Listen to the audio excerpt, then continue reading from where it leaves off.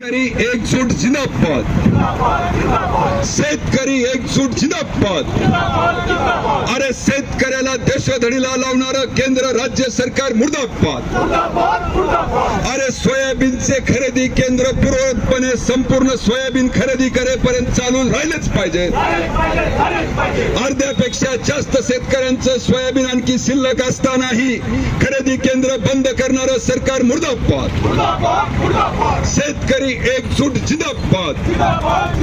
अरे खरेदी केलेल्या सोयाबीनचं 2 महिन्यापासून थकीत असणाऱ्या 209 कोटी रुपयाचं शेतकऱ्यांच्या खात्यावर वितरण तात्काळ झालंच पाहिजे।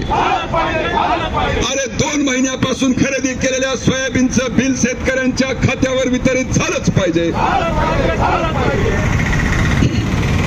शेतकरी मित्रांनो,